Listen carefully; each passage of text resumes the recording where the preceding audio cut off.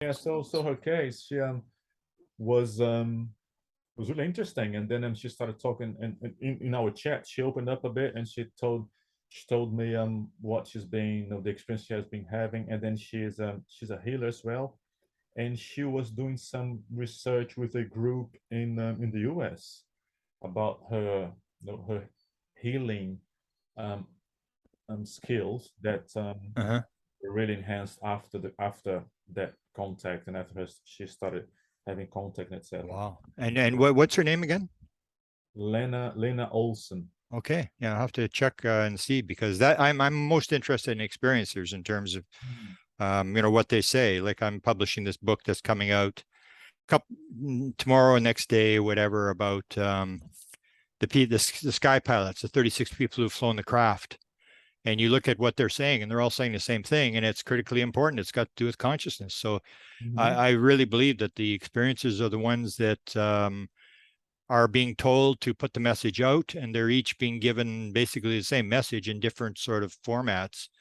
And I really think they're all important. I would try to experience, ask as many as possible to do interviews. A lot of them are because they're not public people, and so Mm. they're. But what I find is that once they do an interview, I had that with Chris Bledsoe, that he really was not that much of a public guy. And then once I wrote about him in a book called Alien Bedtime Stories, and then he sort of went public and he got more public.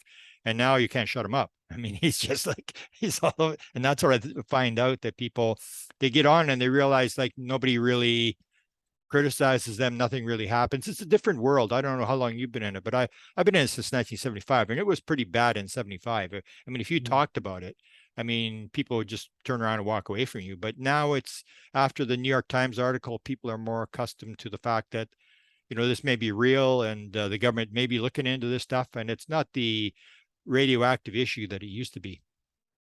It's I and also I think I think the jump is when you don't talk about it, and then all of a sudden you talk about it the first time, and then you realize it's not the end of the world, or it's not the Yeah. end of your world. And Yeah. then, as you said, people don't really not really too concerned about it. People not really paying much attention, don't really care. Yeah. And then you go, woof, Yeah.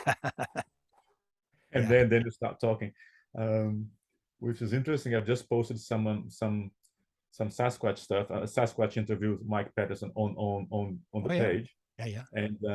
and now I'm actually from that page, from my page, I'm posting onto my profile, and then people couldn't care less. A friend of mine, pretty much everyone says, "Yeah, cool, like it as well," and so Yeah. you know, that's it, man. I think that the Pandora's box has been opened, the genie is out, and Yeah. then putting it back in is going to be impossible. So, and as you said, with the kids, no, I think this one I was talking to that chap that I told you about, Juliano Posati, the Brazilian fella who has that circle school, and he Yeah. was saying he's got a kid. His kid now is about 4. Oh no, a bit older, so I don't know, maybe 6 or 7. And then since these kids are little, they watch things like I think there's a cartoon called K9 Patrol, and she's about dogs. The dogs are the cops. Yeah. So a couple of they have a couple of friends, extraterrestrial friends that come down and help them, and then they patrolling, then they go and patrol the universe. So his kid, man, is completely okay with them, aliens, and he Yeah. likes apes and dinosaurs. It's a great combination. I know my assistant. I'm still going to try to get her to get it on camera, but she has a son who's now 7, and he has the 3D glasses. And she talks about that. She'll come into his room, and he's got the 3D glasses on. He's got these two like wands, and he's building stuff, and he's going. Mm-hmm. And it's like the totally different in a world where I go like, wow, that's just maybe that's how it's done, in the spirit world where they, you build this stuff out of nothing. And so for this kid, for the concept of designing stuff in the universe, to him, that's nothing. He's doing it already. And he's like 7 years old, and I wouldn't have a clue what to do. I mean, that's just amazing. I mean, not even when we were 7, but I wouldn't have a clue today Yeah, yeah, how to exactly. do Yeah. that stuff. Yeah. Um, That's where we have to sort of train the younger people, or sort of get them, try to help them along to, keep it going, because you and I are, we're not the old youngest guys, and mhm. the the new generation will make that shift. And I think to me, it's like any other social or political movement. I mean, even you take women's right to vote in the United States, it was only 100 years ago today that they got the right to vote. I mean, you look at that and you realize that I think they started in 1850, and it actually started with paranormal stuff. It started with the famous medium in the 1850s that was one of the big women pushing for women's right to vote. And because psychics or mediums were all women, they had got a lot of power and they were able to speak when normally they couldn't speak. But you consider from 1850 to 1920, as Hillary Clinton said, that's a long overnight. It's like it took them 70 years since they started fighting to get the right to vote. So every other movement goes very slow. I mean, we're almost like we're in the Western world, or that world where we want everything yesterday. We have no patience for anything, and we want the answer now. And we figure that the government should give us disclosure. And I think it comes down to, what do you learn from it? That you and I are on a different path than anybody else, but still we have lessons to learn from what we are experiencing. And the UFO thing does give you a lot of lessons to learn as to how the world works and how you should treat other people and treat yourself and treat the world and stuff like that. And that's what it's about to me. Is it's not about it's not the end, it's the path that you're interested in. For me, man, I think I was thinking about it this morning. And I remember, talking about out of body experiences and sort of stuff. And I remember when I was a kid, we have this country house, or house in the country, where we go. And I remember having those dreams that a lot of people have these dreams, I think, that you were flying, and I remember clearly there was, it would have been maybe, I don't know, seven or six. And in the dream, I was just walking down the property, and then all of a sudden you start running, and then you just take off. And then those were so vivid, so vivid. Um, and then I remember some of them would just flap my arms, because being a child, that's how probably you intellectualize the experience of how to fly. And then I remember flying and just flying around the property and flying away. And now that as we talked about them last week or so, that those are not dreams. And then you keep thinking, so how far back does it go? But for me, I think when I was, how old was I? When I was 19, I think. Yeah, 18, 19, back in Brazil. I joined this group of esoteric, it was called esoteric studies back then. This is last century thing. And then was this lady's house where we'd go once a month, and once would be, let's say, chromotherapy, and the next one would be, healing. The next one would be just other stuff, which would last for 1 year. So at the end of the year, I was just about to finish. I say, cool, that's it, I'm done. And then she came and said, listen, would you like to come carry on next year? Kind of said, well, was there a next year? And she said, yeah, there's a next year if you want to come on. I said, yeah, sure. And I had a really good friend of mine. She's a great friend for 40 years or so. And then she was going to the group because her mother was in the group as well. So we, and this lady would host once a month. She would host some social activities in her place. There'd always be a guest speaker. People would come and talk about runes, talk about energy healing, talk about whatever. Yeah. So I remember clearly this guy, he came and he talked about, he was a medium. So he talked about tarot cards and contact modalities.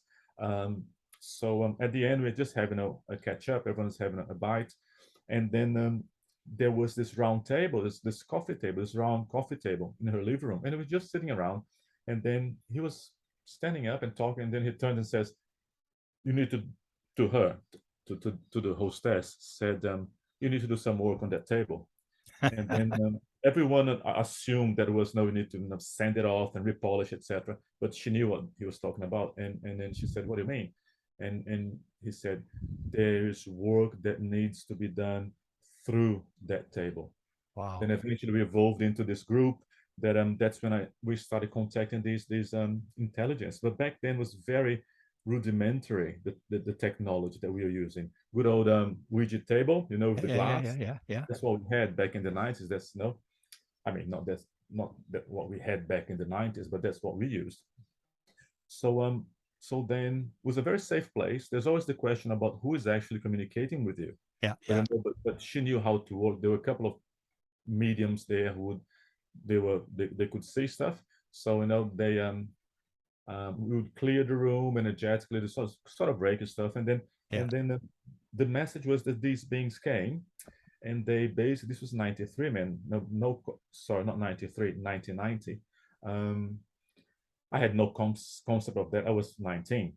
Yeah. So basically, long story short, what they said was that they were these beings who were physically in a ship, and then they were physically in the physical ships around the planet with a lot of other beings which who had come answering a call to assist the final steps of the transition of the planet. Okay. And back then, a planetary transition, I had no idea what's going on. Yeah. I was just excited. Well, I'm talking to aliens, yay! Yeah. So, but the message was that, basically was unity, and they said, so there are a lot of us working with a lot of groups to bring bring awareness of the need to expedite this process of global conscious awareness of this shift that's coming on. And the message was pretty much the same all the time. Be good to each other, just like ET. Be good, be good to each other. Yeah. We are all one. They always would end with that thing. We are all one. We are all one. Wow. And then we evolved from there. The group evolved. Eventually, we went to Peru to a possible contact. I was expecting obviously to get on the ship and fly out in the universe. A lot of people in the group were kind of considering the possibility of a real contact, physical contact. But then now they're more aware of this multidimensionality where you can be contact with and have contact through. I'm pretty sure that what they did not mean physical contact. It was more of expansion of consciousness. But interesting thing, that was back in the 90s, man. And then 20, 30 years after, today everyone is talking about this dimensional shift and acceleration of the energies of the earth, and it working with multidimensional extra consciousness. Yeah. And that's and since then I never stopped. I tried to stop many times, get out of this path many times, but then Good once luck. you're not allowed to get out, man. Good luck. Yeah. Good luck. No, good luck. So, yeah. Wonderful. For people that have just joined us, I'm Grant Cameron, and I'm talking to Marco Polo Polo. I have to ask you about your name.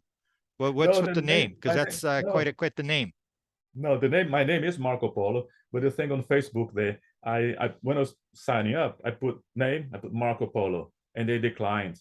And I said, "What do you mean you declined? This is my name." So, and then they said, "No, put your real name, put your real name." And I said, "What the hell?" So I put Marco Polo Polo. So the Polo, the second Polo on my name is actually the only way I could sign up to Facebook, because they declined my identity. That's Wow. Mark Zuckerberg for you. If he doesn't like your name, you have to change. It's part of the team. That's a good name, though. It's a good ring. Everybody knows your name. That's if you ever. I don't know if you ever saw that show, Cheers. If you ever went broadcast, it was a famous American TV show about they go to the Ted bar, Hansen. and that's the place where everybody knows your name when you go to the bar. Right? Yeah. So you got the kind of a famous name that's easy to remember, and it has a ring to it. So tell me about your background, because you mentioned you were in South America. And how did you get from there to New Zealand? And I want to also ask about the Ouija board, because there's a lot of cases where that kind of stuff is going on. And has that ever happened is there groups that do this kind of stuff in New Zealand, or have you gone from this esoteric sort of contact? Because what you'll see, and I think in the South American groups, is that it's all about contact. It's about sort of like physical contact, and the ships land and everybody.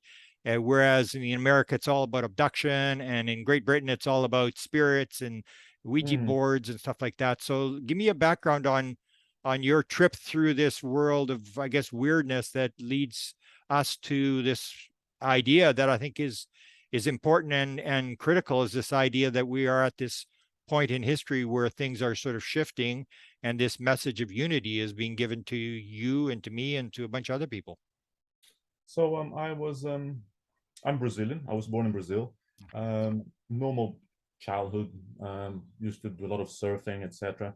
I was I was born up north in Brazil, and then when I was about 5, we moved to Rio de Janeiro, and pretty much standard, Yeah.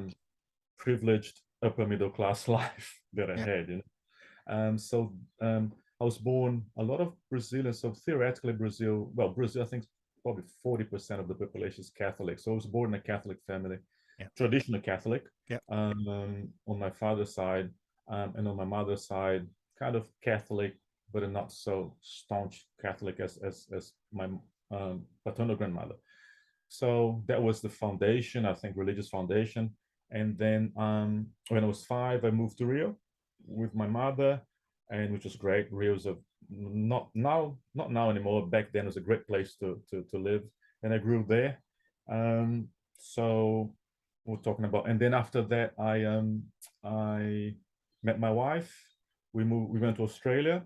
Mhm. Lived 5 years in Australia in Perth, and then we lived in Italy, in Wow. Tuscany, and then about 20 years ago, we landed in New Zealand through a friend who went to visit us in Italy and then came here. And then we wanted to come back to Australia or to this down under. And then, but then he said, come to New Zealand. And we said, why not? And I loved it. So we've been here since 2001, Wow. 2 years. Yeah. Yeah, Uh, it's a lucky place. I see it as this place that doesn't really have that many major things except for a couple of earthquakes. And, you did pretty good in COVID where, you didn't have mm, all people dying all over the place. And so it seems like this almost like a mysterious thing. But I know I talked to, um, shoot, her name's going to escape me, your famous researcher from there.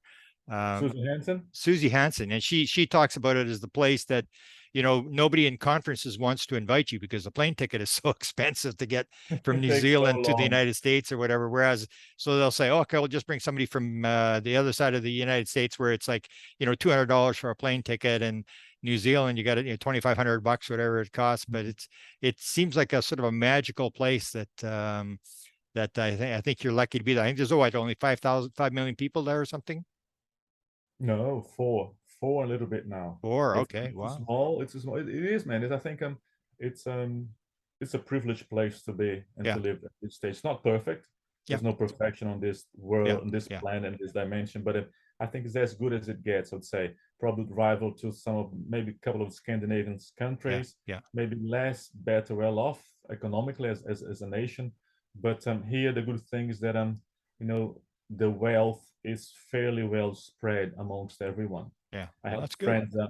I had friends who came visit, and then we took them to supposedly a no a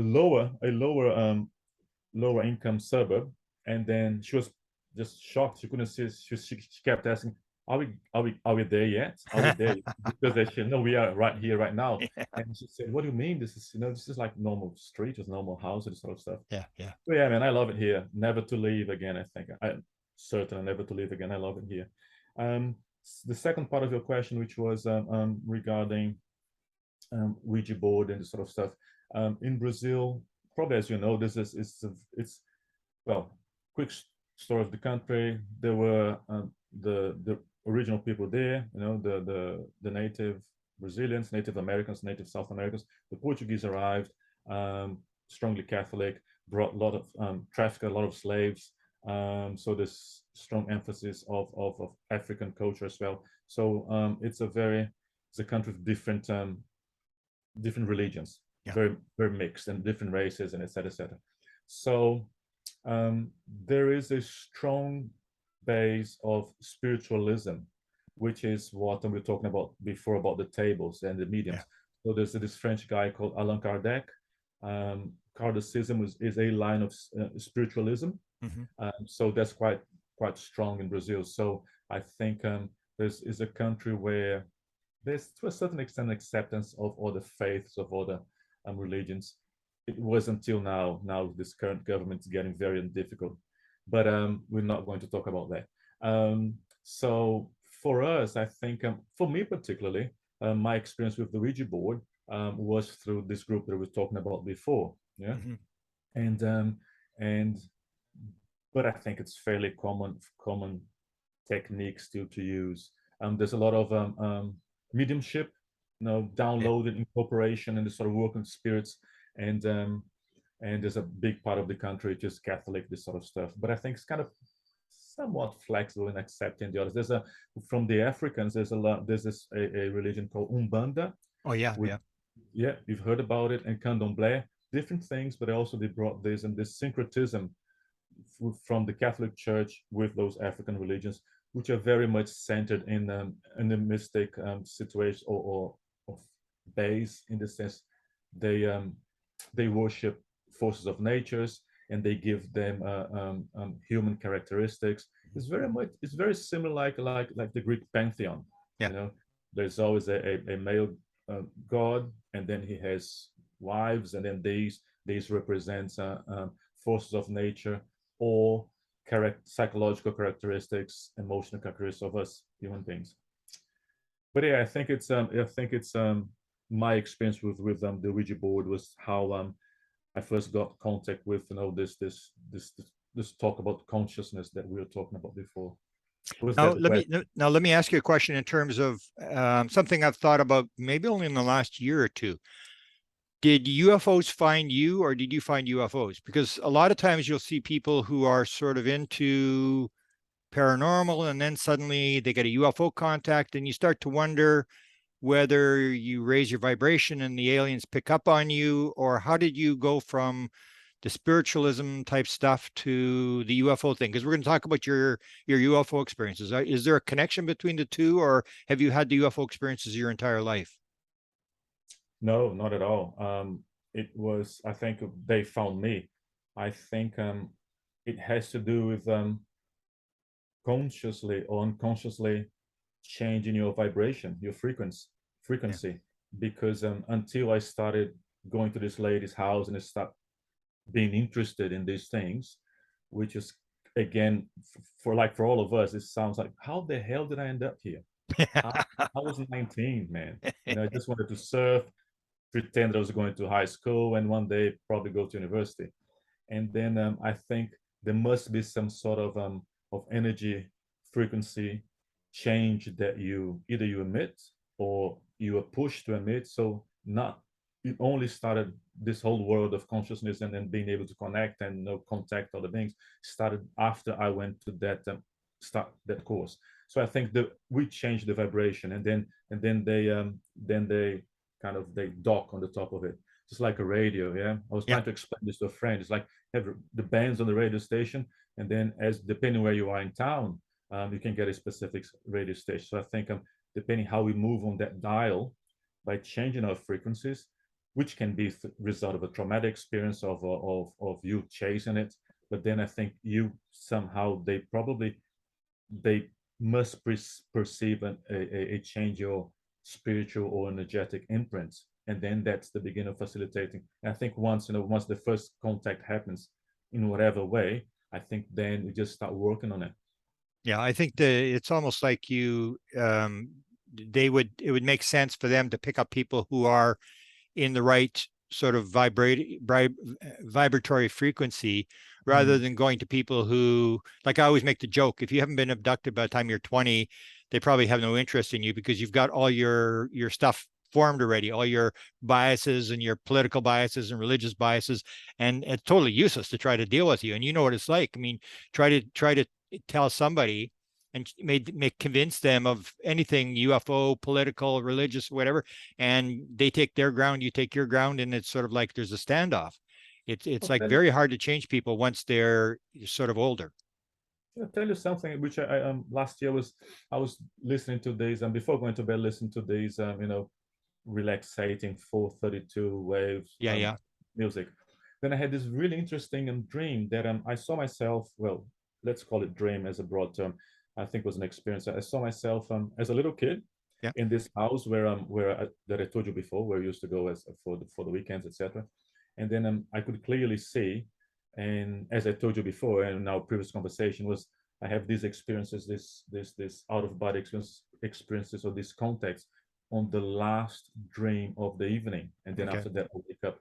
So anyway, I was clearly clearly seeing myself in my father's bedroom, and very exactly the same way it was. I remember there was a poster. I was talking about being a surfer before. There was a poster which said, "Follow the sun," and it had this guy with old school Hawaiian long board on his Yeah. head, and kind of sunset. And I remember in this dream, I was just looking around the room and seeing everything as exactly it was before. And then I remember looking at myself, and I had chubby little 5-year-old legs, and I was wearing a Mickey Mouse pajama that I had. Yeah. And then all of a sudden I look up, and I see these. I'm sitting on the edge of the bed, and then I see these white boots, and then I start moving up, and I see this body of wearing this very white kind of suit, like a space suit. Yeah. So I look up, and I see this gray creature, Yeah. gray/tall white, but he had big white head, just quite white, and he had this black eyes, but funnily they didn't sit here. And most of the gray image that I've seen, the eyes stop here, but his would wrap kind of around the Yeah. side of Yeah. the head. Okay. And I was looking at him, and obviously, consciously, or I was 51, but I was in my little kid's body, and then I said nothing, and they just looked at me, and then telepathically he said, "We have always been with you." Wow. Uh, That's pretty and I, common. yeah, and I said, and I thought, but I'm in this. I'm 5, and he said, "It's all right. We've been monitoring you and working with you. So we've always been together. There's no need to be afraid." And I wasn't afraid at all. I was just more kind of okay, in awe. And then I said, "Since I was this young," and he said, "Since you were this young, and we've been coming here, and here is the house that you used to have." And I thought that was quite interesting, because I had never thought about the possibility of things starting way back then. Yeah. Yeah. Yeah. And then he said, "That's all we wanted to say, and we'll be seeing you around." And I said, "Okay." Wow. Then I woke up. Wow. But with the Ouija board, so then big jump forward, when I was about 19, 20, and when I was doing this course at this lady's place, that's when the first time we had continuous contact with these intelligences. Went for about almost a year until we ended up going to Peru. And then it was very interesting, the things we talked about. There were downloads, there were written stuff, drawings that we did. I remember doing a drawing, which everything kind of lost now, because I don't know who kept all that material. But there was like, do you remember those old printer papers that Oh would yeah. fall on they were big, like A3, and Yeah. there were stacks and stacks of Yeah. material that Yeah. we all of a sudden all of us started downloading after a while and started writing stuff. And I remember once I drew this was this kind of building which was triangular like this, Yeah. and was on a planet. So yeah, the background was like bare rocks, like mountains at the back. So it's triangle, like it was pink Yeah. quartz Yeah. building or something similar, triangle like this, and then there's a door, and it was quite far away. And it was emitting this pulsating this white light from the top of it. But the beauty of the building was that was this kind of quite a architectonically superbly done. Not my drawing, no, Yeah. but the inspiration for the building. So there are a lot of this stuff, and that we all doing. There's a lot of talk about. I remember once that one of the projections in a dream state was that I I walked into this spaceship, and then there was this massive screen. Not only myself, the other people as well. So we sit down, and it was this lecture about geological changes on the planet, Wow. Okay. and then they start showing a map of of the world, no, of the planet, and then they start changing and showing theoretical geological changes that are going to happen, and changes in the shape of some continents, etc. So yeah, there's a lot of stuff happening back then. So how many With people were in this event in the ship where they were watching this? Because this is similar to what Susie Hansen talks about being shown. mm, I don't remember, Grant, because usually I have the awareness of other people, but I know in the time I never turn around to Yeah, count. yeah, But yeah. maybe it was not a big group. It's about maybe 20 or 30 people. But you're quite aware. I kind of, to me, you know that they are there, but I never actually turn around and count and anything.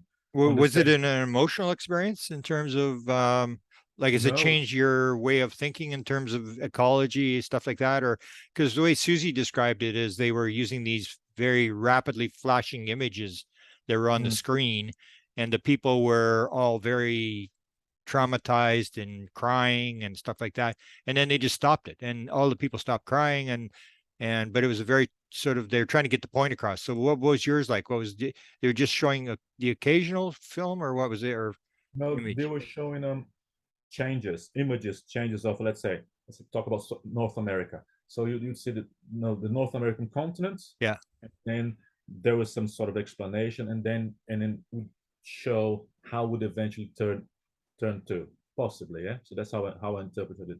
So it was not traumatic. It was very objective. It was actually void of any emotion whatsoever. Oh, No okay. Okay. stress. It was more like sitting down in a lecture at university. You have the big screen there, and you're sitting there and just we were just giving information or prospective possibilities of the future. This was back in So 90. let's go to your first experience, and can you tell me where the experiences? Because there's this debate about, you know, are you out of your body? Do they take you in a sort of a etheric state into the ship, or is it a physical thing? When did it start for you? And what was your first recollection of actually encountering, say, beings or whatever they are? I had I've had many months, and then after that, and then since I started on this group, every so often I would have more or less dreams.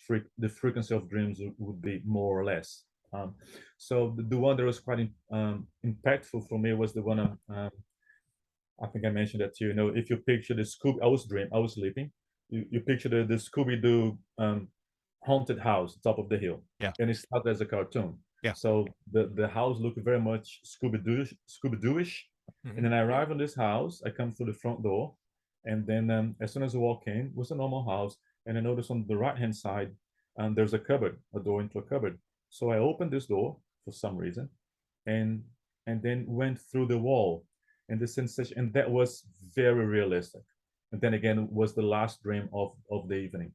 So when I put my hand through the wall, it felt like it was made of marshmallow, you know, Hmm. and I could feel myself squeezing through this squishy soft texture. It was a different texture.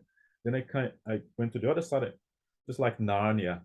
On the other side of the cabinet, I was in this ship, and I was not a big ship, and I was if you think about Star Trek kind of, so there were two levels, two levels. So on the first level was all very bright, very white. I could see it was a circular shape. I could see there was light all around me, and there was movement, and and then my attention gets drawn to a table on my left side, and I look at this table, and there were a few beings there, which I could not really discern what or who they were.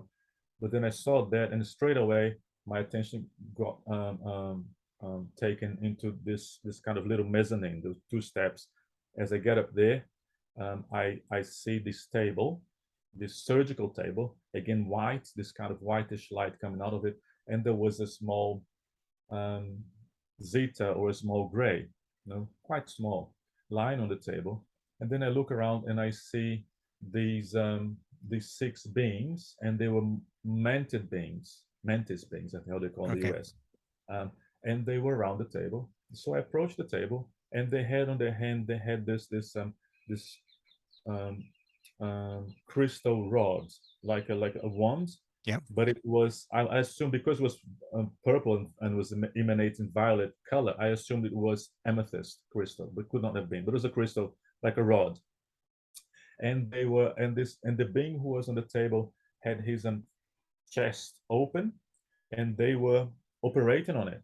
So there was some light coming from this rod onto the into the being. then I was looking there, I was just observing, and then in my mind, one of them turns to me and says, "Do you want to assist?" Or maybe they said, "Do you want to help?" And then I said, "Well, you must be kidding, because I have no idea what to do. This is all telepathically." Yeah. And then they said, "No." And this one said, "No, you do. You do know what to do." So they give me the thing, and interestingly, I know exactly what to do with it. So I do a bit of healing on this being, and then I see myself down on the step down and looking at the table, and then I was really interested in seeing their faces. So they were seated, and then I could see, as I remember being able to see coming, seeing the table, seeing the torso. But when I got to the face, there was this energy blockage, really strong. Yeah. And then as I forced to see, their faces would change. Picasso's cubist phase, where everything was straight lines and everything deformed, and I was pushing hard to see, um, and and it kept changing from looking from one to another, and it was all the same. When you got up here, the face would be all distorted, and I couldn't focus. And then I said, "Why? What's going on? Why I cannot see your faces?" And they said, "Oh, because it's not time yet." And then that's it. I woke up. So these are all mantid beings on the ship? On the top part, yes, there were, but the ones sitting down on the table when I came down, I could not figure out who they were. Many years out, like this was back in 90, late 90s, early 90s actually. And now 30 years after, I had during meditation, I asked to go back there. I went back there, and then I saw the ones that were sitting down were mantis as well. Oh, okay. Wow. Mm. And I always want to ask this question. Did they have any clothes on? Yes. And were they all the same? What kind of clothing did they wear? Um, the ones they had this kind of um long, like nightgowns. Well, not really nightgowns, those Okay. Like priest robes. kind of robes, yeah, white Yeah. robes came up to here. And it's very much the same. They all look the same height, same face, same everything. But clearly, when I was assisting healing this Zelta reticuli being, there was one of them was kind of in charge. So if you think of an operating room, there's always, if it's a cardiac, it's a Yeah. heart surgeon, there's always the heart surgeon will be in charge. So that fella who approached me said, "Do you want to have a go?" I think he was kind of the strongest energy there. Okay. So you could pick up the energy. So you could pick up that he was the sort of the head person. Could you sense male and female and energies, or was it all just uniform No, in terms? no, just, No. yeah, just hermaphroditic, I'd say, I don't know, but no male, no female. But the I think what I noticed is that and now thinking about it, is that the energy pattern is pretty much the same amongst all of them. So one of them does not come up as the boss figure, but I think that one was maybe the one in charge to maybe communicate with me. Okay. But I never felt there was a hierarchy in any of these things that are any of these experiences. Have you ever gotten an impression that there's one being? For example, people always describe that when they're on the ship, there's always one being that talks to them. Have you had that feeling over your experiences that there's one being that you're dealing with, or is it varied? Um, with them specifically, there's those drawings that I sent you about the school bus. Yeah. That we're getting to the school bus. In that one, there was one handler. This being was handling all of us. So he was in control. He was the only one contact. There were other beings, Yeah. but he was the only one that would be in contact with me. And then he was the one who was in control of that operational situation. But not really. Usually, I have when I have these experiences either with one. If there's many beings, there's always one that maybe contact. I'm not sure if he or she is in charge of the whole thing, but the ones that are assigned to contact me. But you don't have one that's your whole life that you've, because some people will even name them, like there's one that I know his name and stuff like that. And related question, do you believe that have they indicated to you that it goes back before birth, or just from 5-year-old? Go through those two questions first. Um, yes, and then with this group of these first beings that came, when I was doing the course, and then I think there was 7 of them. Hold on, 9. There were Oh, 9 of them. Each one had a specific name, and each one had kind of a link. There was one who was the first one that was identifying himself, and I think was male, as the captain of that ship, 2 okay. ships. So it was the kind of captain of that crew, and he was the one initially who was the only one who talked to us. The only one who actually initially on the Ouija board, but then eventually was telepathically. Initially was him, and then after a while the others started approaching, but they approached us individually. So I had one that I felt his energy so much more aligned with mine. So every time I would, he would approach and talk to me, and I would start downloading, I would be very, very excited with him. The others, no, with the others, I think the vibration that they emitted or that I had Yeah. would not match so much with him. So I think in that occasion, or in that time, and that they gave us their names and and we treat them normally. There was no, after a while there's no deference, there's no respect. I think that's what they want. They're not gods. Yeah. So then I was this I think vibrational pattern which matched this specific one. His name was Zeg, or he identified himself as Zeg, Zeg. Mhm. But there were all the names and all the beings which kind of vibrated more in alignment with other people. And how many contacts were there with this group in terms of over the period that you were there? Um, about 10, 10 or Oh, more. wow. 10 And or you more. just left because you went to another country then? Sorry? Yeah, You yeah. just left because you went to another country. No, we left because we went to Machu Picchu with this what we understood as being a physical contact, and then the physical contact did not happen.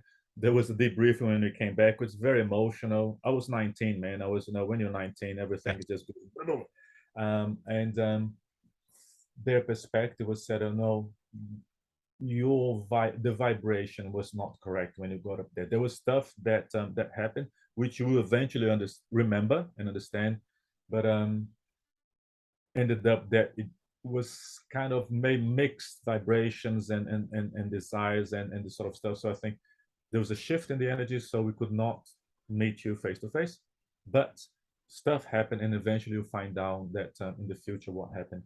That- And then was when it was quite frustrating. I was extremely pissed off, and then extremely pissed off, and then the kind of the group. Then I went overseas. I left the country, and then other people left as well. And then the group kind of dismantled. Um, there was a core group of people yeah. who stayed in touch for a while, but then everyone moved on. And maybe Wow. I was assuming this. It just was. I'm seeing now, and there's a lot of hurting for me for that to have finished, because there's a lot of um, hope and etc. put in there. But I think I see now as just one project, and then you finish that team project, you still connect, and then you Yeah. move on to something else. It almost sounds like, are you familiar with what Mission Rama is out of they started Yeah. in Peru.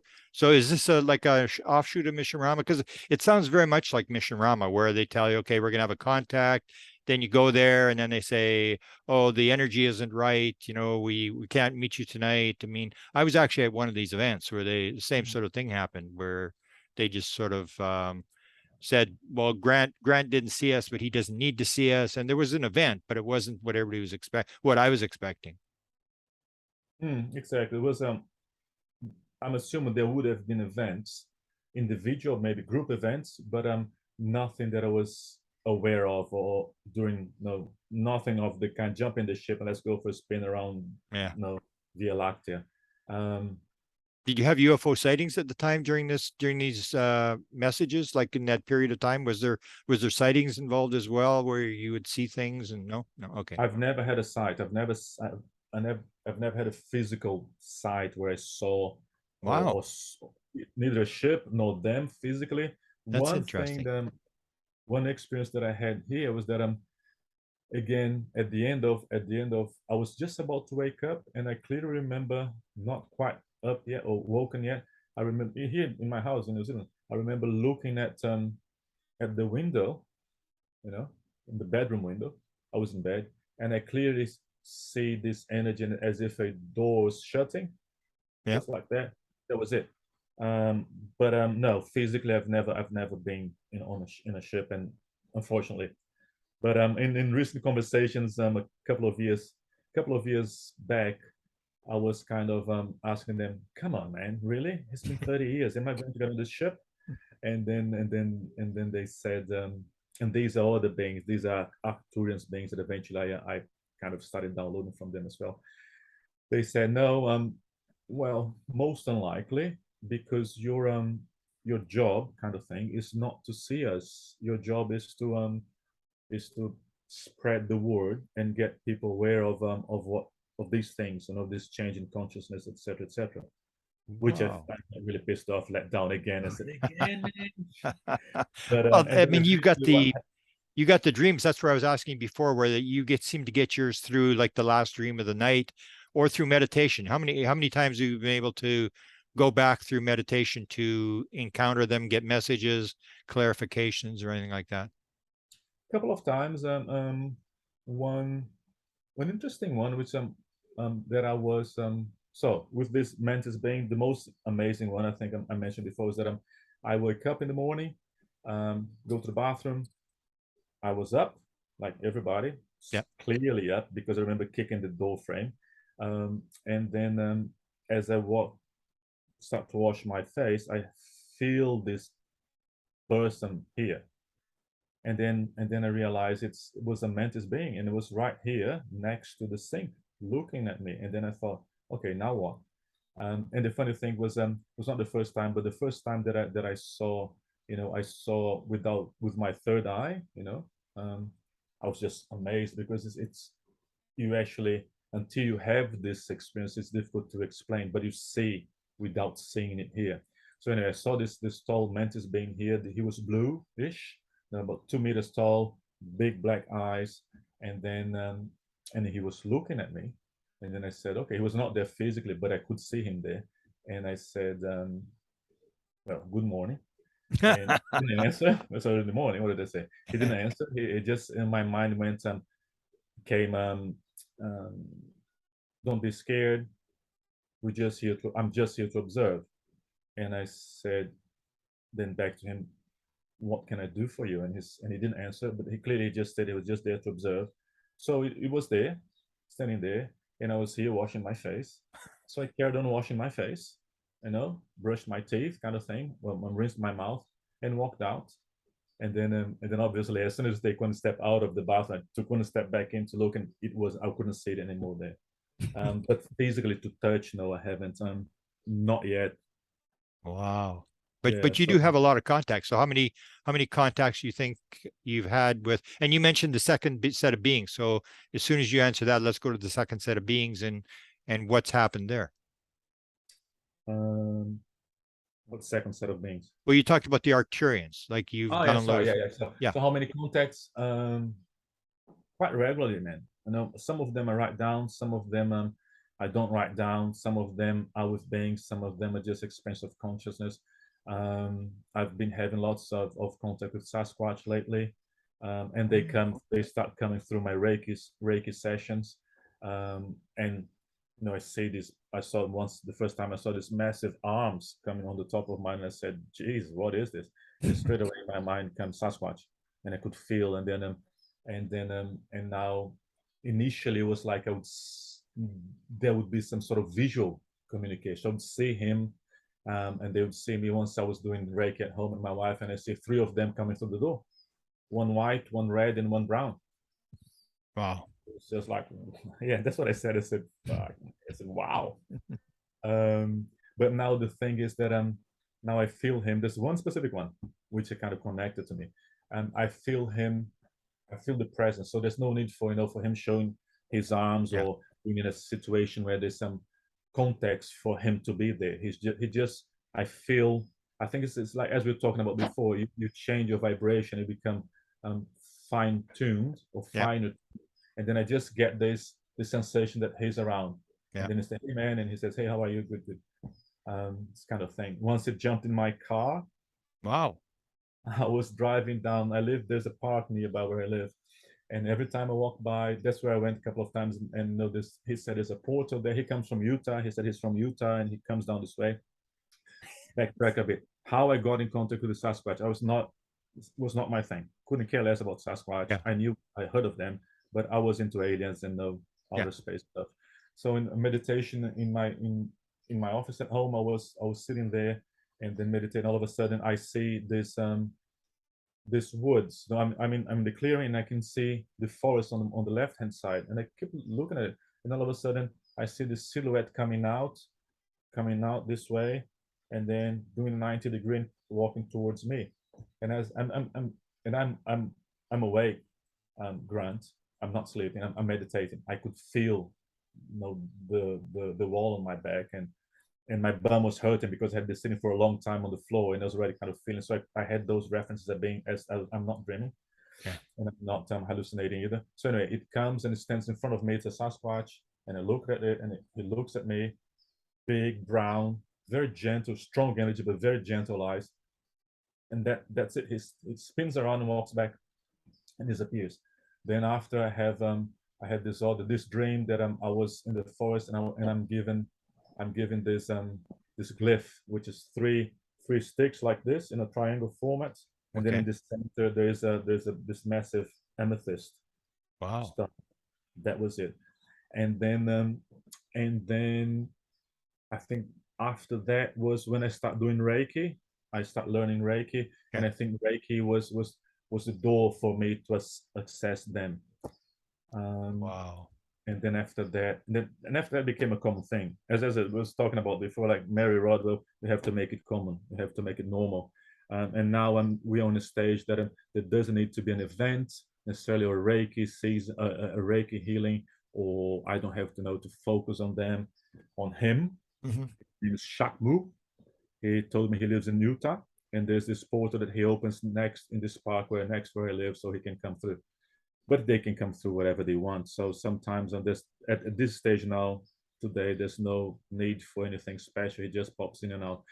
So this thing with the car was that I was driving along this park, and then every time I walk by or drive past, I heard that they have this whoo whoo. They mimic Yeah. owl sounds. So Okay. every time I pass by, I go whoo whoo whoo whoo, and I was driving down to the corner. I was driving down the park, along the park, and all of a sudden, I feel this massive energy, this massive joy, and love sitting on the passenger seat, and it was just wow, wow. And then I said, "Are you here, man? Are you in the car?" And he just starts laughing like crazy, and he said, "Yes, I'm in the car." And then I couldn't. The energy, the love, we just start laughing like two retards, me driving, him on the passenger seat, and there's no way that he could not have been there. Yeah. It's just there's this shift in the energy, this Yeah. joy, this happiness, which I had felt with him before.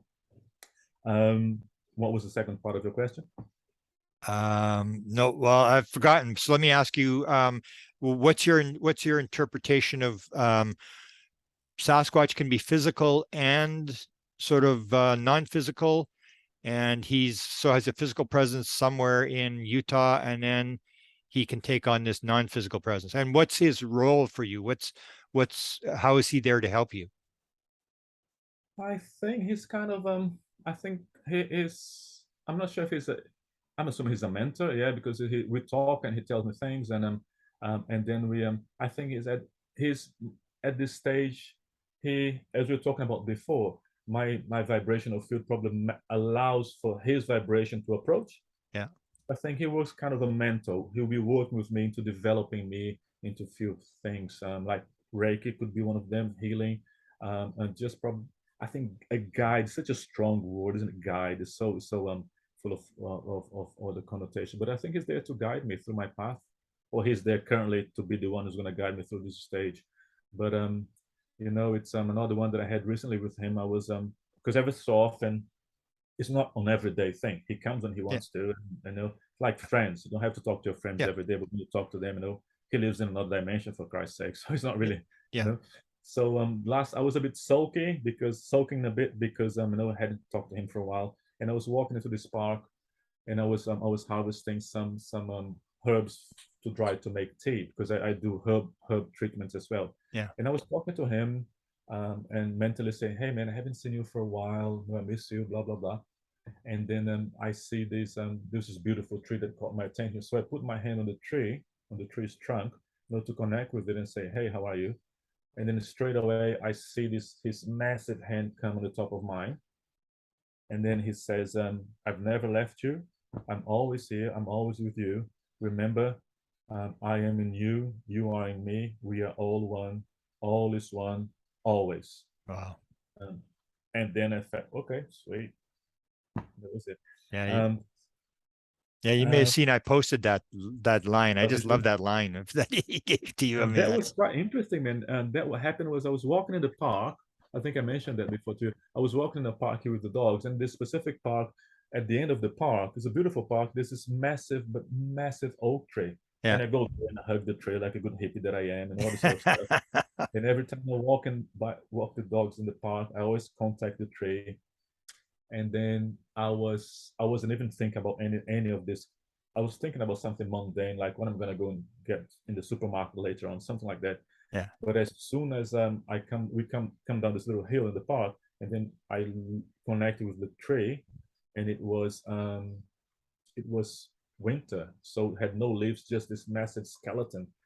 Straight away, that was the first time that this thing came to me, and I knew it was him, and he said, "I'm in you, you are in me, we are all one, all is one," and he was clearly referring to the tree. That was the first time that I got that he gave me that little saying there. Wow. So you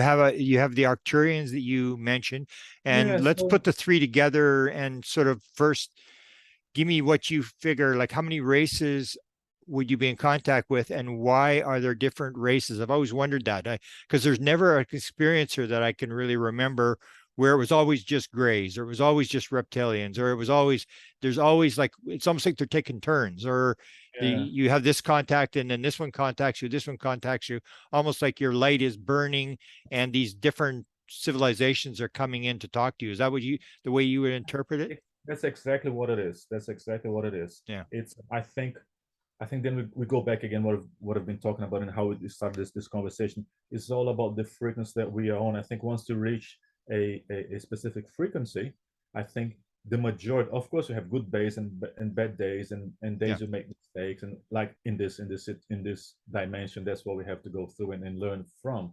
But I think once you reach a quantum Yeah. of energy, I think you get a strong imprint of that in you, and they can read it. Yeah. It's not like, no, I want to talk to, I don't know, Pleiadians or Yeah. Syrian. There's another one, Syrian, and then I vibrate into Syrian, and then they come. Now I think it's the opposite. We vibrate and we get to this quantum that becomes this energetic imprints or blueprints, and then they can read, and then they choose if it's time for them, if they sync with this energy or not. Yeah. So they choose us, I would say, kind of thing. But in saying that, man, you know about those soul contracts and past lives, and we Yeah. don't die, we just Yeah. polishing. I think probably, you asked me before if this was coming in a previous life, if it's coming from a previous life. Certainly, for everyone, for you, for me, for everyone, this is a constant continuum of polishing, the carbon, hopefully into diamond. And the Arcturians was, again, I knew that there was possibly this group of non-earth entities or beings. Suzanne Lee, I had read her books, and there's another woman called Norma Milanovic, I think her name is, and she talks about Arcturians, and I had read her book, but it wasn't really my thing. I wasn't really Yeah. focusing on them thing. Um, so one day I walked out the back door into the backyard, went to the garage, washed some clothes, normal life, nothing special. I had been meditating regularly though. Came back, and as I'm coming back, all of a sudden I look at my feet and I see these blue boots, and my feet were quite small. And I said, "What the heck?" And then I started seeing, as I was saying before, seeing but not seeing, but I could clearly see feet, and they were my feet, my legs coming up.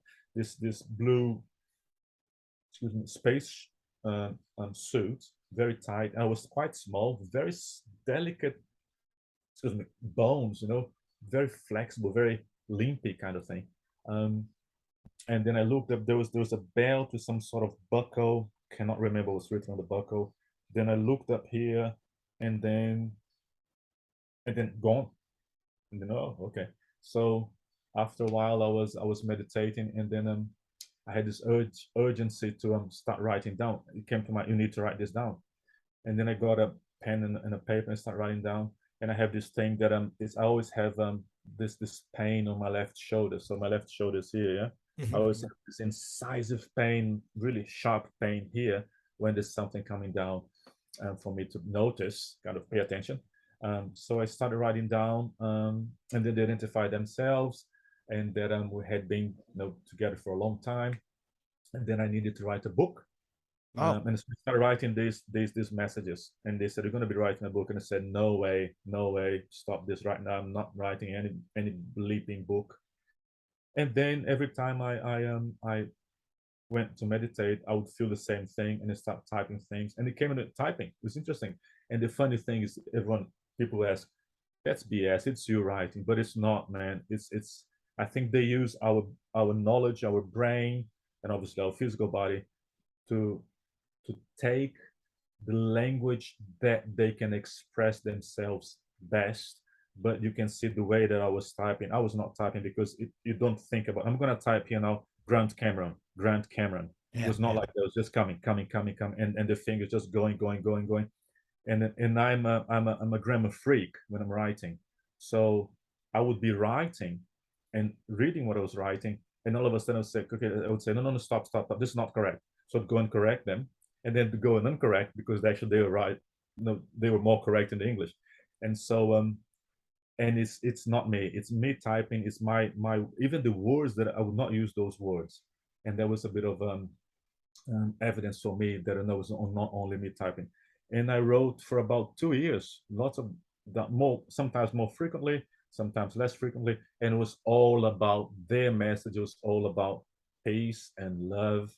And I think within the Arcturians plethora of beings, there are various other beings which kind maybe call themselves Arcturians, or there are Arcturians, different types of Arcturians, I would say, like us, you look one way, I look another way. And I think some of them, they're in different levels as well, of energetic levels, of dimensions. Some of them on the fifth dimension, but the other more evolved ones who are, let's say, on the ninth dimension.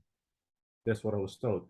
So basically, their message was of unity, of again, of these changes, and this is starting 2016, of these changes that we are going through. There's no need to people to freak out. Everything is very normal. We are not we are not special, although we're all necessary, I think. But it's not only happening to us. It's not the first time that happened to this planet. It happens all the time, everywhere. It's just now that we are aware of these things happening here, and that was the main message. So just chill, go with the flow.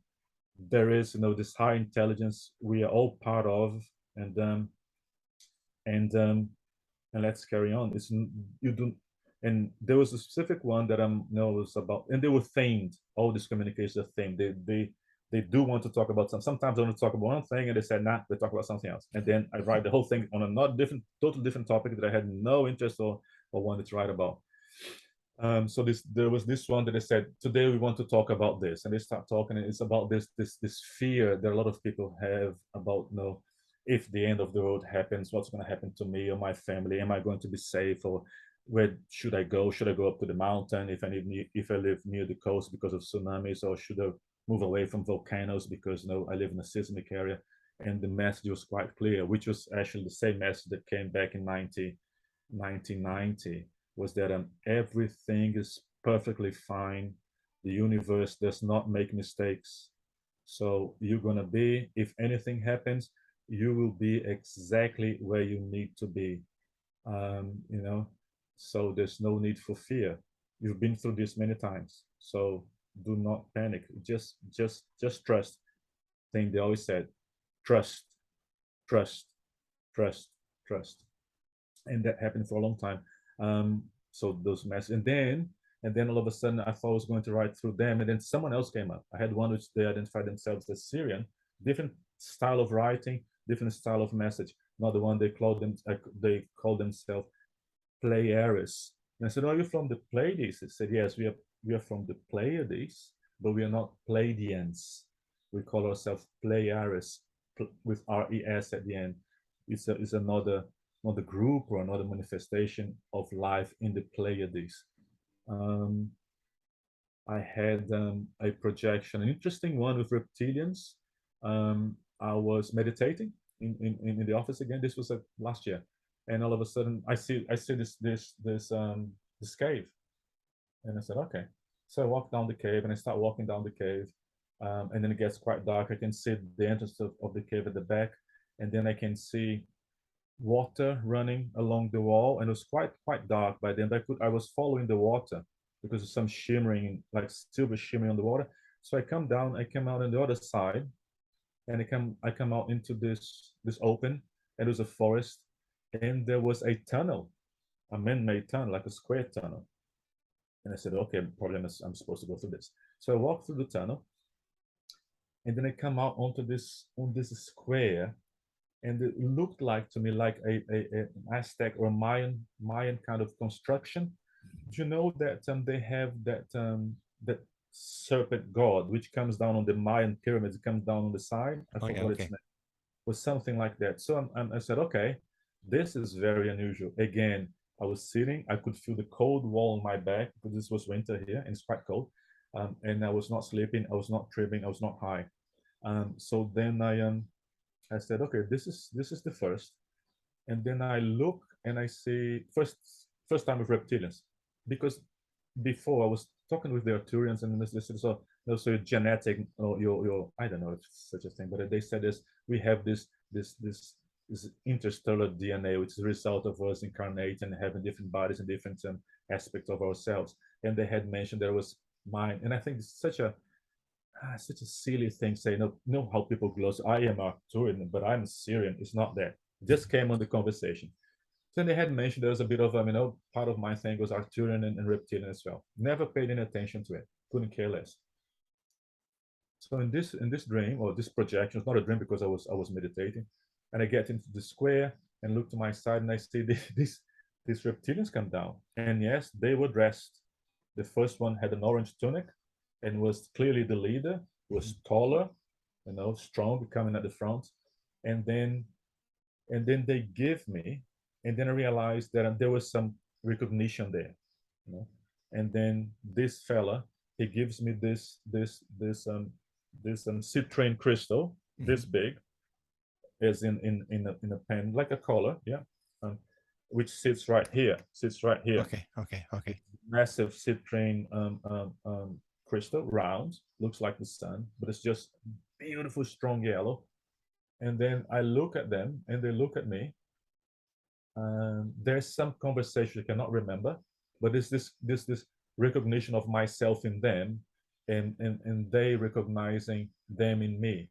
Okay. And then I'm there with this thing on my chest, strong, and then they turn around and walk away into the forest again. And then away, and then the meditation stops straight away. It stops, and then I'm back straight away. So Wow. yeah, Yes, fascinating. Okay, that was let's go through the books, because I don't know if I've got a publishing company called It's All Connected. And yeah, what you I've mentioned. what I've done for a number of years now, we can't do it so much as we used to, but we would find people like you who were told you got to write a book, and then we would say, okay, we'll help you do it. And we would just show you how to do it and get it out, because that's what they want. And now my assistant, who actually sets it up, she charges a little bit to do it, because she does the editing and she does the setup of the book and sets it up on Kindle and stuff like that. But I've got quite a few people that we actually encourage them. In fact, one I would encourage you to maybe try to interview, and that's Ron Johnson, who's just finished up on his book. He keeps going, and I said, Ron, just put the book. Nobody's going to read it anyway. I mean, you put it out. He keeps wanting to edit it and edit it and edit it, and it's like it's been going on for years, and he's got a very bad heart condition. So I said, "Is your book done yet?" And we'll help you out. We'll show you what to do or whatever. And so I've got a number of people that we have in this that we've helped, and we've had the same story, like your story you're telling is exactly, I've heard this story, oh, at least 30 times. I mean, if you're familiar with Sherry Wild, have you ever heard her story I where saw she's your writing and interviews. she's a real estate agent and she's sitting at the typewriter and the word program's open and then she's going, what's a word program doing? I don't use the word program. And she looks at page 3.5 and it's her story and she's going, oh no, we're not going there. No, we're not going there. And then next thing you know, they force her to write the book. And then she has the experience where they do the book. And then she's in the car and she says suddenly there's like a TV screen there. And she says, like, what are you doing? I mean, I'm trying to drive. And they said, well, this is the opening scene to your movie. And now she's got this, she's in Hollywood negotiating for this movie scene, but it's something where she's, I mean, just horribly wants to get out of this thing. It's the last thing she wants in the world. Her daughters sort of gave her a hard time and tried to stop the publishing of the book and stuff like that. So the story you're telling. So what's happened with these sort of manuscripts or these writings? Are you going to pursue this and try to get them out? It's ready. I've kind of finished writing, so then eventually, I had I think we had about 20 conversations, which I put into. So I've written, it's all written in sitting in my computer somewhere at home. There, just I said, okay, so whatever, and then I moved on and started doing other things. The book's ready. So and then after a while, we started this downloadings again, and I wrote a few more from not from them, so display iris beings and other beings, and it's there. I'll send it to you. I'll send it to you via email. It says on a PDF. It's very not Wow. unprofessional. And I would love that. I love that kind of. yeah, We'll have a see. read and then We'll read help the you and messages. push you a little bit to get it out there. You just, even if it's for your, say, I don't know if you've got children, but I don't know if you know the story of um shoot Angela Joyner. So Angela Joyner broke the story of the Stevensville, Texas UFO sighting, a major sighting, and she was a newspaper reporter. And both her and her husband died of COVID within one day of each other. But anyway, she was a professional newspaper writer, and she broke this story. And they told her, Angela, give it up. You know, we got to get back to doing newspaper. Stop this. And she ended up getting fired, and she ended up getting released by a newspaper. And she never did get a reporter's job again. And I remember I used to lecture, and when she was there, I would always say, you know, Angela gave up basically her life for this story, that she basically kept talking to the UFO people and it cost her job. But 500 years from now, her great grandchildren will say, "Oh, that was my great grandmother. She did this." That we're living at this time where even if, because now it's so easy to publish, you can basically publish the book and then print one copy and put it on your desk and never put it on the market because it's so easy, and it's cost you like $5 for the book, and like I guess to New Zealand it'd be a little bit more, like, you know, $15 to ship it or $10 to ship it, and you've got your book where it's there for history. Because I just find this fascinating that there's so many books, and maybe I'll even do a book sometime, because I wrote a book called Inspired: The Paranormal World of Creativity, and I go through a number of books that were downloaded, that were like The Wizard of Oz. People don't know all the Harry Potter books were all downloaded by J.K. Rowling's. And you go through all these very famous books, and people think, oh, they were made, and they don't realize, you know, the guy that had The Wizard of Oz, he was right. He was, talking to his kids or reading a bedtime story to his 4 boys, and this story started to come into his head. And he was trying to find pieces of paper, couldn't find any paper, and he started writing on the back of envelopes this story as it was coming into his head. So I've been fascinated with this download thing all my life, and I can basically say that, you know, people who are channeling verbally, I can tell the difference between someone who's channeling and someone who's trying to make it up. There's very distinct things that I don't really give away that are very clear with channeled material. It's very clear. They know exactly what they're going to put out. You just put down what you're supposed to put down, and you don't have to worry about it. So I love that kind of stuff. I'm just fascinated, and maybe we can do something with this, because I think that's the whole deal, is they want the word out, they want the book, and people always fight the book. No, I'm not going to do a book, I'm not an author or whatever. And no, we want a book, or we want a movie, or like, and that's what they want. They want this out there where we're raising the consciousness of the world. And it's almost like the Bible says, you know, too much is given, much is expected, or, you know, knowledge, what profiteth a man if he gains the whole world and loses his own soul? And so you got all these gems and you've got all this information, and what does it help if you know it and nobody else knows it? It's sort of like, so that's Exactly. their message, is always like, get it out, put it out. And so I'm fast. I didn't know that you were doing this stuff, because I've run into a lot of people who've been told to write books, and we've tried to help them, and it's the same story every time. And some of the stuff, most of the stuff is the same stuff. It's really good material. Or even if you've seen, I don't know if you follow channelers, but um, no, my memory's just gone these days. He's done 10 books of channeling, and in each book, they change no more than 2 or 3 words where he mispronounces something. And Paul Selleck, if you've ever Yes, just look up Paul Selleck, and I've been listening to him. I find he him quite whispers cool. it and then repeats it, and then whispers, repeats it. And there's this 10 books where they change no more than 1 or 2 words in the entire book. So you know how people will go if you actually translate, like you and I talking, and you'll put it onto a YouTube, and you'll pull the transcript from the YouTube that they produce, and there's this well, I think, and none of that stuff in channel material. It's very clear. There's no breaks. There's no stringing sentences together. I just think it's fascinating material, and I just love it. So I would love to see it, and we'll discuss that. Same to you. It's there's no grammar mistakes. Yeah. And then I always read, and then in the beginning I said, "This is me. This is bullshit. It's nothing. No one. It is me. It is me." And one day they said, "Have you ever considered that this is actually you and us and everybody else?" Yeah. Yeah. Exactly. Yeah. And I was okay. And then they said, "What is it if what's the problem with being you? And what's the problem with being you and us? And what's the problem with being just us?" And it's all the same. And then and you see, I think the interesting thing about with these things that, well, I downloaded kind of thing, they passed through me, is that they have it's not it's not a story topics. Each each each communication, Yeah. it's a different topic. And Yeah. sometimes they say, because if you go through in previous conversation, we talked about this before, and we said that time, and we're going to repeat it, and now we're going to add this. Not in these words, but they refer back to things that I had written maybe 7 months ago, Yeah. 7 months before. Wow. You know, so it's really funny. They say they always start with the same thing. They say, "We are Arcturians, and we greet you in peace." Or, "We are Arcturians, and we greet you in," and sometimes the initial greeting has to do what they're going to be talking about. And it's all very cool stuff, interesting stuff. I'll send it to you. I'll Oh send yeah. you. Maybe that's why they linked you and I together, because this is like my expertise. I have got a You lot never of this. read. You I've, never read the serious thing, but I thought it was really cool, and I would go back at the end and try to get the grammar mistakes and try to yeah. get Yeah. them.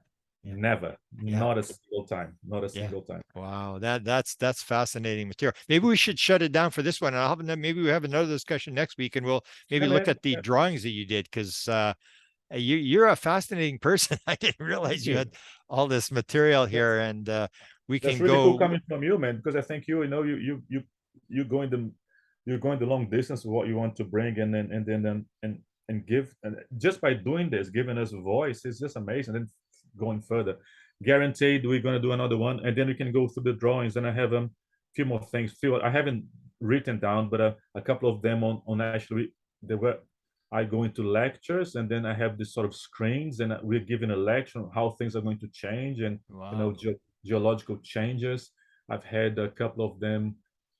I have a couple of very vivid ones with I had one with an alien that I arrived into this shack, and then this was quite peculiar. I arrived there and felt like a bit like X-Files. Was this cabin by the water somewhere, and then I could see there's some lights coming from inside, and it was all locked. And I walk in, it was very dark, very X-File like, and then all of a sudden I see this being, and he's frantically working a computer, trying to download stuff into this computer, and it was like a gray kind of being, and it was frantically putting some information in the grid, putting some information in the grid, because there would be he was being chased by other thing, and then clearly, and then I can feel that he's friend. He looks at me, and then understand what he's trying to do, would download information into the grid.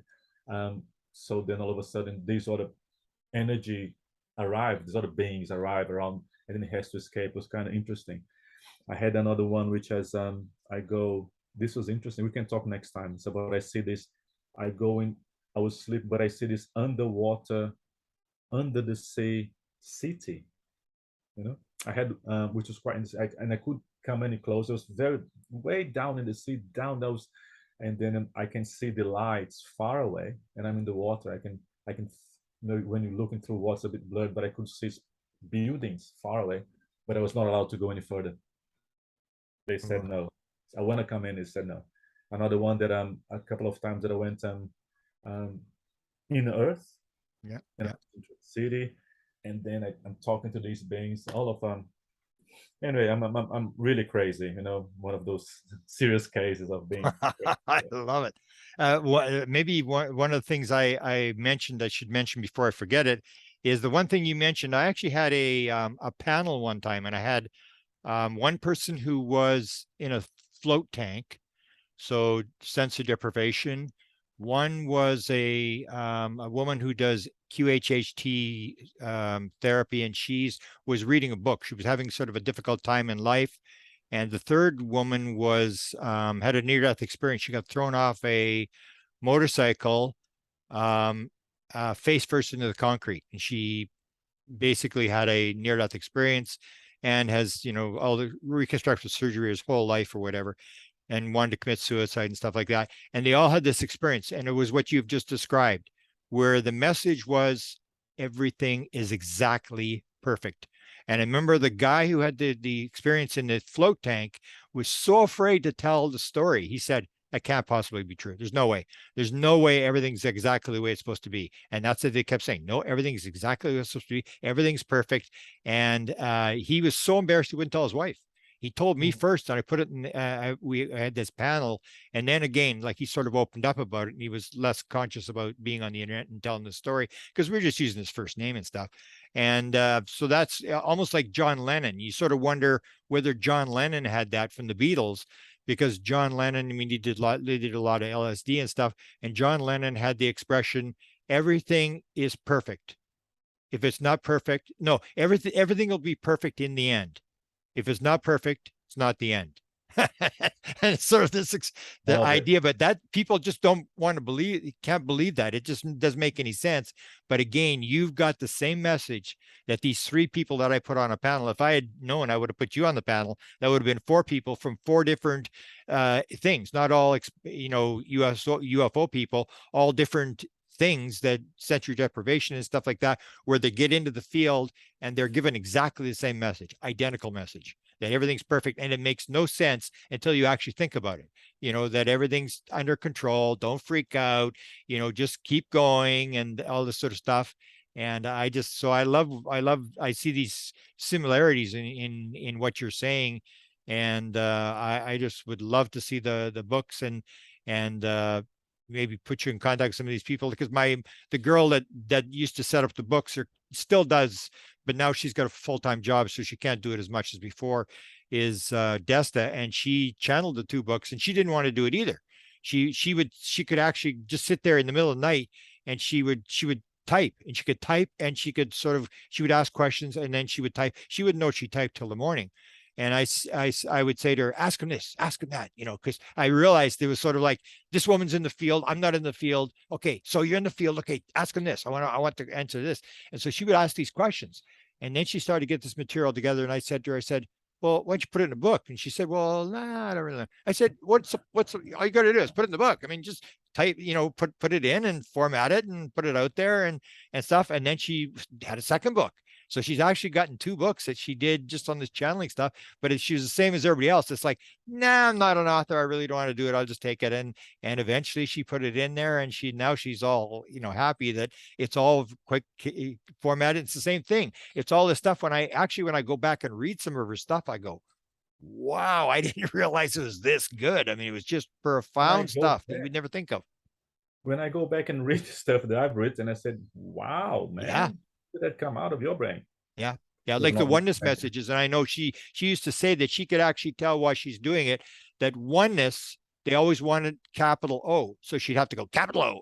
And then, but this oneness thing kept coming up. And she would always know that it was coming up because she had to go capital O, and remember to do the capital O. And so it's just, I just, to me, it's like, I think you and I are lucky. I mean, who else in the world could have a life that's this exciting, where you're doing this stuff that is just like leading edge. I mean, and people are almost like the expression, people are living lives of quiet desperation.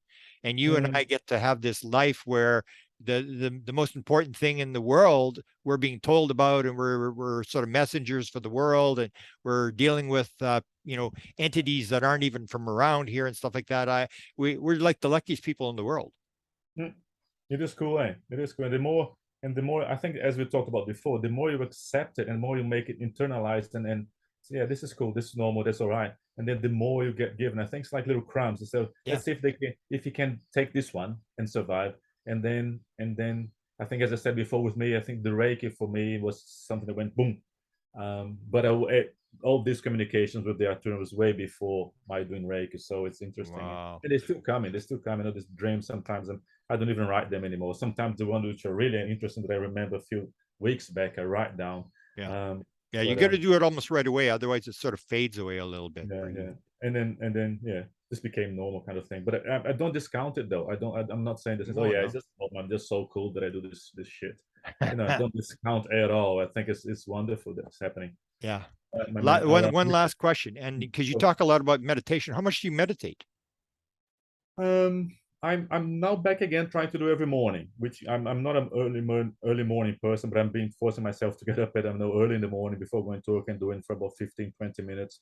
But even more, I think more effective than that is that every so often I kind of just breathe, and the meditation can be quite whatever you feel. But mine is I sit down, I do break on myself, and I've been listening to these 432 binaural songs, which I think binaural beats. Yeah. Wow. But, and a lot of but the meditation is not really vital for these things to happen, in the sense that, as we said before, I think once you kind of reach a certain quantum, it's there in you, and then it comes and goes. Obviously, when and not really focusing on being centered on yourself and being constant with yourself, I think things don't flow, because there might be some energy changes in you on a daily basis that make it easier or not for them to approach. But I think in general, if you kind of, when I'm centered, when I'm meditating regularly, or every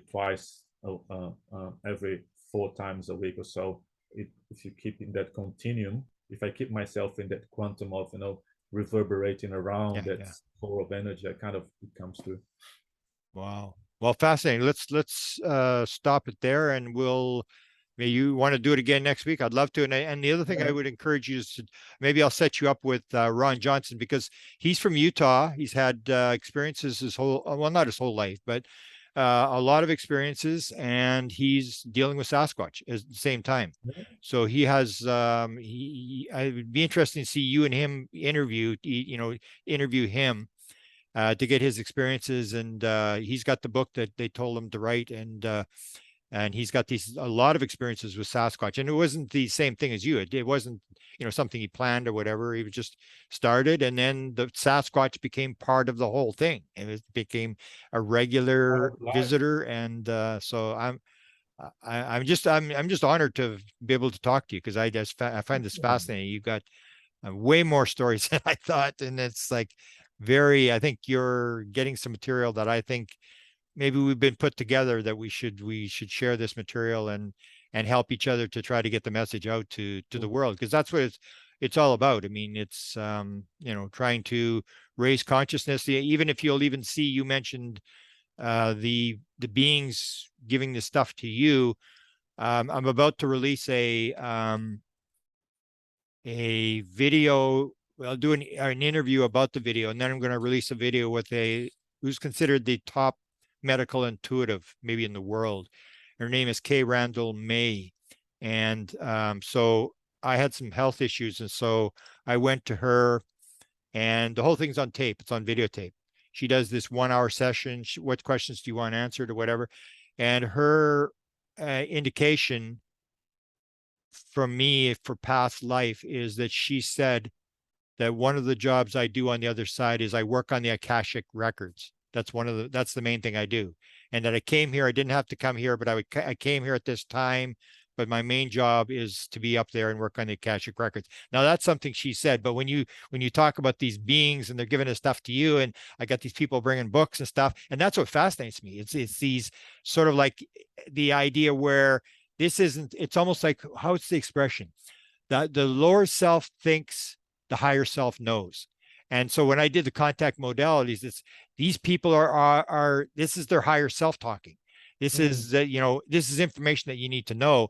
And every time I get something that's in the field, then it's like, oh, let's see what they said. Let's see what they say. And it's always the same message. I mean, it's very rarely different, but it's so fascinating because it's almost like finding, King Tut's tomb or something, where it's all this stuff that it's come from the other side. It's so valuable and you want to read it. Nobody else has read it before.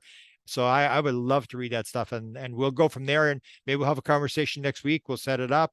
And I'm just honored to have been able to talk to you and get this Thank material. you, I man. think we Thank you can help each for other. talking to me. No, you're Grant Cameron, for Christ's sake. You're Grant Cameron. I just fascinated because to me it was the whole thing was when I saw the UFO, and you not had a UFO sighting, but when I saw the UFO, I went down the rabbit hole. But I was always, the second night that I saw it, I said, what are they doing? And it's like, why would they come here? Because it was this little town in the middle of Canada, nothing important or whatever. And why are they in this little town in Canada? What's going on here? And I just been fascinated of why they're here. And it comes down to this message. They're here to deliver a message. And so the more I can get, the happier I am, because it fulfills sort of my life. I mean, I sort of, my whole life went south because I was going to university, and I basically just said, okay, enough of this university stuff. This is what I want to do. And I sort of got dragged into it. And I don't get the direct messages that you get, but I do get these synchronicities where I meet certain people and certain materials, and it all came down to this writing thing where I used to write papers for people in high school and stuff, and I never knew that I never thought I'd be a writer or anything like that. But I'm just so fascinated to try to find people who have the higher self, who are talking, and it's not them talking, it's somebody else talking through them. I know this material is important, and I think I'll do what I can to help get it out there and share it. Yeah, man. I think probably your thing is you are the connector. Yeah. You're Yeah. here to connect us. Yeah. And And that's like they told you that you don't see our faces. And that was what I had in this one contact at Mount Shasta, where there was an event that took place when they said it was going to take place. But I was anticipating there was going to be a portal open, and I'd be going with because they were able to do this. These people were able to do this from time to time. And I was going to see this alien because I got a message from the alien. We know Grant's coming to the mountain, and there's going to be this program sighting, and we're going to appear there at 9:33. And at 9:33, this thing started to flash over my head and stuff. And I all I could think about is that that's the best you could do, like, flashing over my head. Like I was waiting for a portal and to see an alien. And then when the message came right after, the guy had the automatic writing, he was taking the message, and it was almost the same message you got. Grant doesn't need to see. He didn't see anything, but he doesn't need to see. It's like, that's not your job to see. Your job is something else. And so you got to relax and wait for it to happen, the synchronicity, and they'll help you get where you need to go. And it's like, don't freak out, because you're always freaking out. We need to do this. What am I doing wrong and stuff like that. And it's just like, relax. And I guess when you do relax, when you meditate and you relax, you open yourself up and you can pick it up. But when your left brain is going and it's talking and it's trying to figure it out, and the one that thinks is trying to figure it out, and it's just a noise. It's just getting in the way. And it's to try to shut the noise down, let the higher self in, and then record it. And you got the sort of almost like Destiny. You got a sort of an easy thing where they're actually doing it for you. You don't have to think it out. I mean, you just sit there and they take control of the computer, and they write it for you. For you. You're just basically saying, man, just shut up and just type. Leave everything else to Yeah. us. Shut up and type. Desta will love this, because that's how hers was. She could type. She could in the dark. She would be in the dark, and she'd be asking questions, and her fingers would just be typing, and she wouldn't know what she's typing. And fascinating. I'll even send you some of her material. it's fascinating, and we can compare and see. But I'm sure your material is going to be basically the same sort of stuff. And I think the more people see it, and the more people realize this kind of stuff is going on, and that we are getting some help from the other side, then people will start to tune in. Because right now, there are some people tuning in, but I think people got to realize that the experiencer is the important person, that there are people like you who are in contact with the intelligence, and they are getting answers as to what the hell's going on here, and they got to be listened to. And it's time to quit looking at the lights in the sky and the pieces of metal and what the government's doing. As I even say to people, like, when disclosure takes place, what are you going to do? Like, what are you going to do if they say, okay, it's for real? I mean, you're going to get up tomorrow and go to school. I mean, go to work. I mean, nothing's going to change. The only thing that changes is when you find out why they're here. And the only way you can find out why they're here is to talk to people who are in contact with them. And that's why your role is so important and my role is so important. And I guess we have a job to do. All right, my friend. I gotta Okay. go.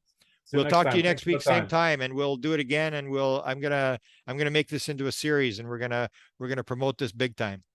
Okay, man. Thanks a Thanks, lot. man. Have a good night. Beautiful. Cheers. Bye Bye-bye. bye.